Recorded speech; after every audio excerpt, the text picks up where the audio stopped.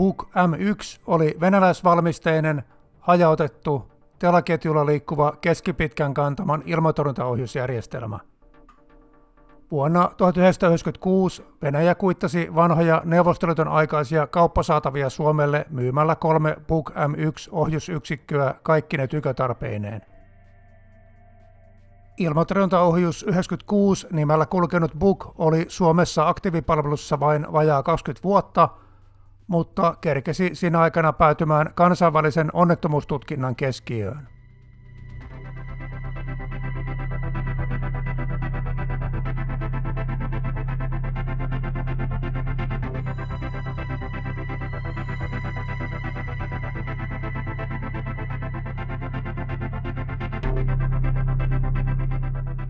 Buk ei ole asejärjestelmän varsinainen nimi, vaan valmistajan antama markkinointinimi. Virallinen termi kuuluu Novator 9K37 ja NATO-tunniste sille on SA-11 Guardfly. Tämä video käsittelee Suomessa palvellutta Buk M1-mallia.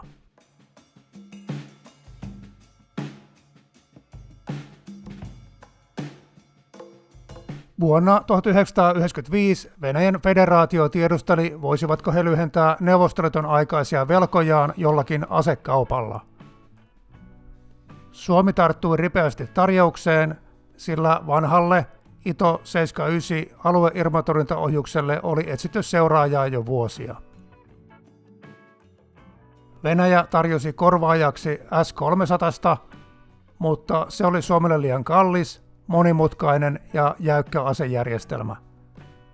Yksinkertaisempi Buk vaikutti paljon kiinnostavammalta paketilta Suomen tarpeisiin. Kantama riittävän korkealle, liikkuva, maastokelpoinen, taistelun kestävä ja hajaryhmitettävä. Teknisesti moderni, mutta kuitenkin riittävän simppeli varusmieskäyttöön. Kaupat lyötiin lukkoon 1996 ja Buk-patterien käyttöönotto alkoi 1997. Buk M1-hankinta silloin 90-luvulla oli monella tavalla mullistava tapaus, joka kertoi kylmän sodan hiipumisesta ja Suomen aseman muuttumisesta. Suomi sai mahdollisuuden ihan itse valita omien tarpeidensa perusteella hankittavan ohjusjärjestelmän. Ei tarvinnut vain sokkona tyytyä siihen, mitä Neuvostoliitto sattuu tarjoamaan.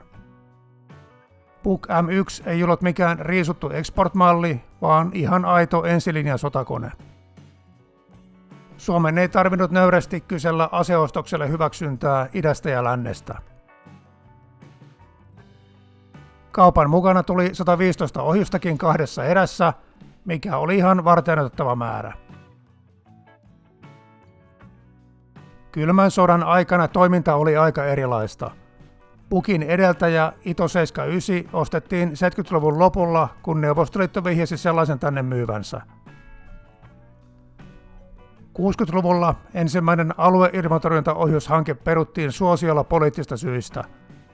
USA teki kulisseissa selväksi, että jos Suomi hankkii S-75-ohjuksia Neuvostoliitosta, niin NATO katsoo Suomen toimivan Varsovan liiton ilmatorjunnan ulkovartiona.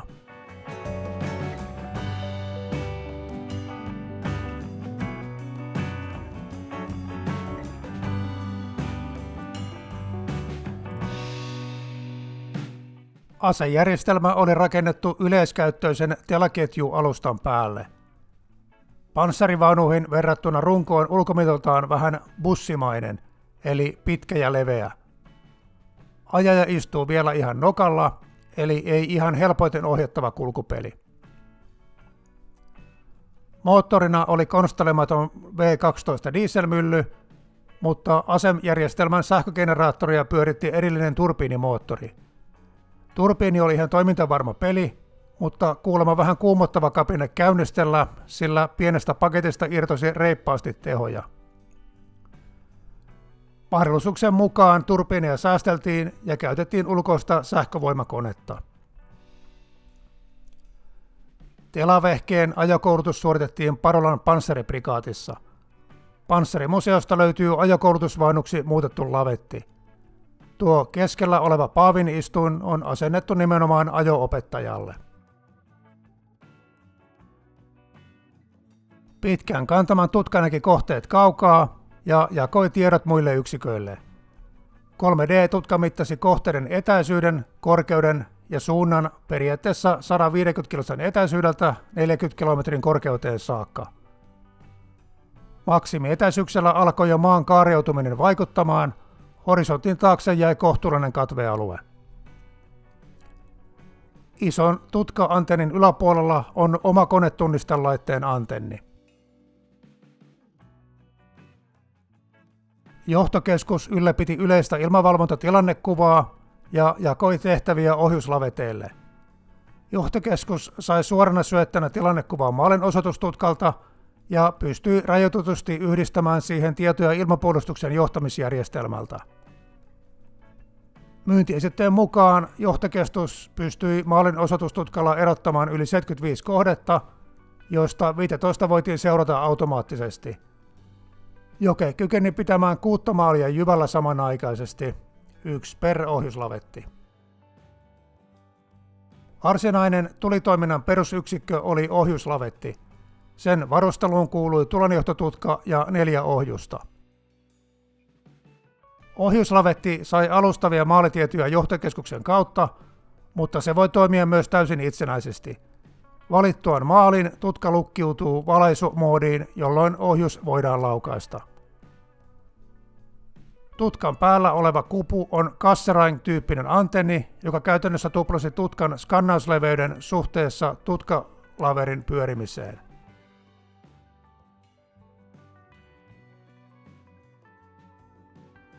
Katolla nökötti aika miehekkäällä teleoptiikalla varustettu TV-kamera. Se oli synkronoitu 2 suuntaan tutkan kanssa, eli tutkan lukitsemasta maalista sai videokuvaa, tai tutka pystyttiin lukitsemaan maaliin TV-kuvasta tarkentamalla. Sillä sai ainakin kivoja valokuvia muistoksi, jos saatiin hävittäjä tai jotakin kiinnostavaa tähtäimeen.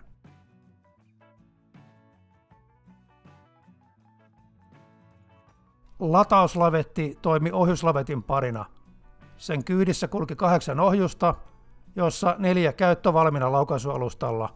Loput 4 olivat varastokiskoilla.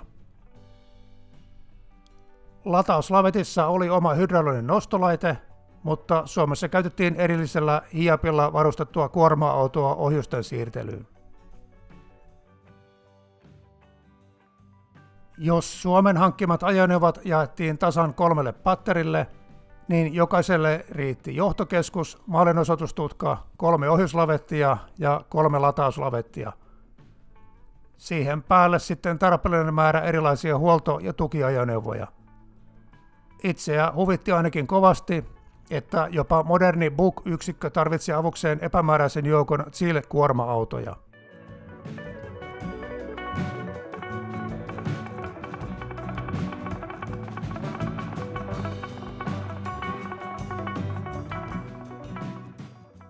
Neuvostoliitolla oli kylmän sodan aikana terveen varovainen suhtautuminen Naton ilmavoimien iskukykyyn. Varsovan liiton ilmatorjunta oli järjestetty monen limittäisen kerroksen verkostoksi. Jokaiselle korkeudelle ja etäisyydelle löytyy asejärjestelmiä, joilla kiusata vastapuolen pilotteja. Novator 9K-37 Buk oli kansainvälisen luokituksen mukaan keskipitkän kantaman ilmatorjuntaohjusjärjestelmä. Buk oli suunniteltu nimenomaan ilma-alivoimaisen osapuolen aseeksi. Tela-alusta mahdollisti hyvän liikkuvuuden ja taistelukestävyyden, patteri voitiin hajasijoittaa kilometrien laajuiselle alueelle. Ajoneuvojen siirtyminen moottorimarssista toimintavalmiuteen oli suunniteltu tapahtumaan 5 minuutissa. Ajoneuvot oli linkitetty toisensa mikroaaltoradiolinkillä tai parikaapelilla ja pystyvät jakamaan toisilleen maalitietoja ja tilannekuvaa. Ohjuslavetit pystyvät myös täysin itsenäiseen tulitoimintaan, ja mikä tahansa patterin ohjuslavetti voi käskyttää yhtä latauslavettia kerrallaan laukaisemaan ohjuksen. Suomalaisten Buk-patteri pystyy tulittamaan samanaikaisesti 3 maalia kerrallaan, 1 per ohjuslavetti. Jokaiseen maaliin voitiin samanaikaisesti kohdistaa 2 ohjusta. Varsinainen ohjuksen ampuminen ja sen maalittaminen tapahtuu nimenomaan ohjuslavetin toimesta. Ohjuslavetti voi laukaista ohjuksen joko omalta lavetiltaan tai käskyttää latauslavettia suorittamaan laukaisun. Melkein 700-kiloinen ohjus saa energiansa ruutirakettimoottorista. Se lennätti ohjuksen yli 3 mahdin nopeudella, yli 35 kilsan päähän ja 24 kilometrin korkeuteen. Ohjuslavetti ampui ohjuksen aina kylmänä, eli ohjuksen hakupää käynnistyy vasta kun on lentänyt riittävän kauas lavetilta. Muuten hakupää voi ottaa häiriötä ohjusvaunun tutkasta. Latauslavetilta ohjus voidaan ampua myös kuumana, jolloin hakupää aktivoituu välittömästi lennon alussa. Ohjus hakeutuu maaliin puoliaktiivisella kulmanopeusmenetelmällä. Lentoreitti otti kohteeseen ennakkoa, ohjus pyrki kohtaamispisteeseen mahdollisimman nopeasti ja liikehtimiskykyisenä. Hakupää oli puoliaktiivinen, eli aktivoiduttuaan se hakeutui maalin suuntaan ohjuslavetin tutkaheijasteen perusteella. Kohteen lähellä herätyssytytin aktivoituu ja räjäyttää taistelukärjen. Buk oli parhaimmillaan kohtuullisen korkealla lentäviä tavanomaisia maaleja vastaan. Jos tutka pääsi koneesta jyvälle, niin nopeaa ohjusta oli vaikea väistää. Ohjuksen iso koko ja mittava taistelukärki lisäsivät tuhovaikutusta, eli riitti kun sillä osui maalin lähelle.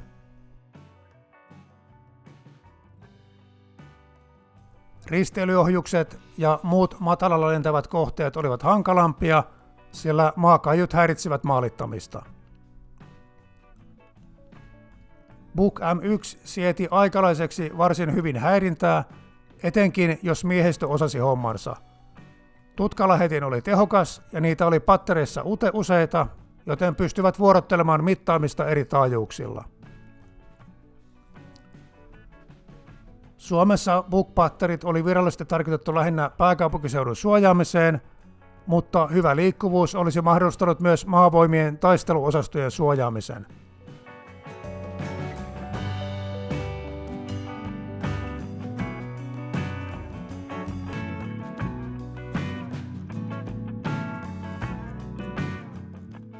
Malaysia Airlinesin lento 17 syöksyi maahan Itä-Ukrainan separatistialueella 17. heinäkuuta 2014. Kaikki 283 matkustajaa ja 15 miehistön jäsentä kuolivat lento-onnettomuudessa.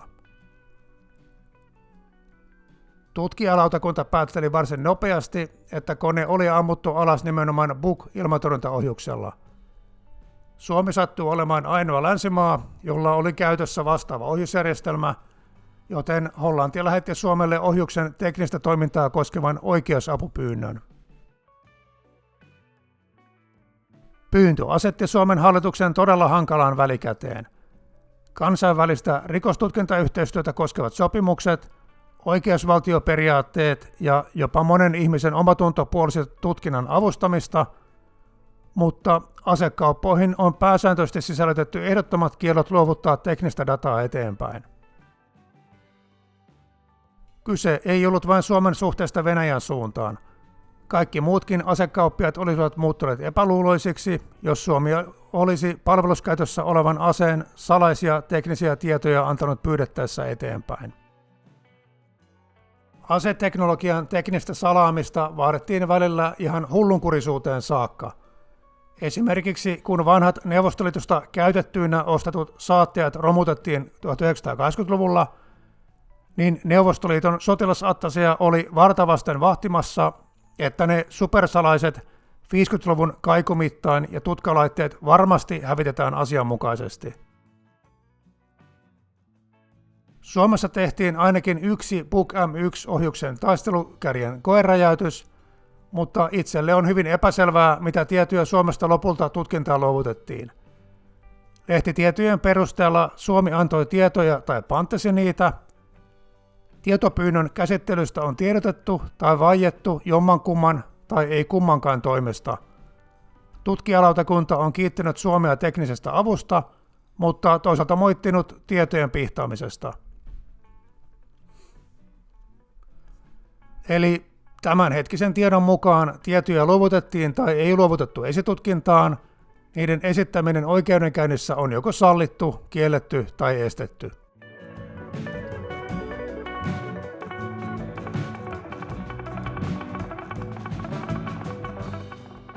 Buk M1 oli Suomessa palveluskäytössä vain alle 20 vuotta. Hankintahetkellä se oli erittäin ajantasainen asejärjestelmä, mahdollisesti jopa paras omassa verrokkiryhmässään. Aika ajoi monella tasolla Buk M1 ohitse. Suomi ei ollut enää poliittisista syistä pakotettu ostamaan neuvostoaseita, ja Bukin analoginen tekniikka ei pysynyt kehityksen mukana. Analoginen tietokone tekee yhden asian hyvin, mutta kun kaikki perustuu piirikortteihin eikä koodiin, niin päivittäminen oli likimain mahdotonta. Analoginen järjestelmä oli yhteensopiva vain itsensä kanssa. Maalitietojen yhdistäminen muihin järjestelmiin oli tavattoman kömpelöä.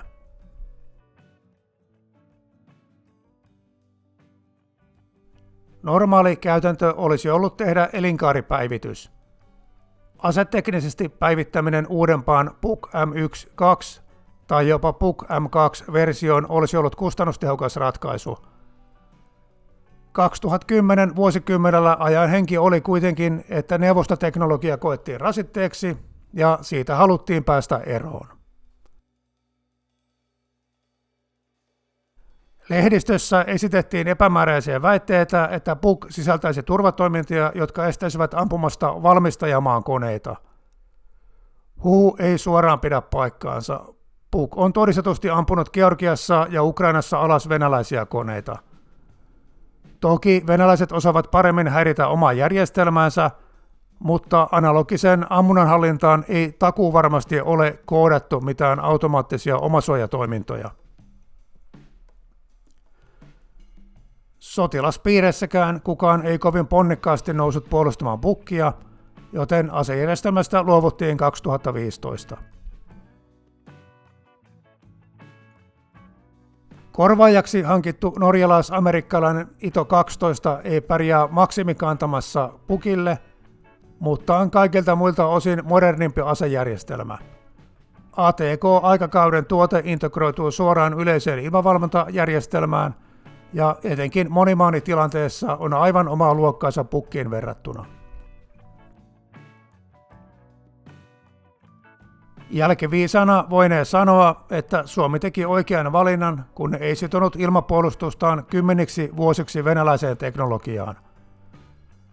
Nykymaailmaa kun katsoo, niin voinee luottaa, että länsikalustolle saa tulevaisuudessa pikkasen paremmin varaosia ja lisäpalveluja kuin mitä Bukin valmistajataho olisi mahdollistanut.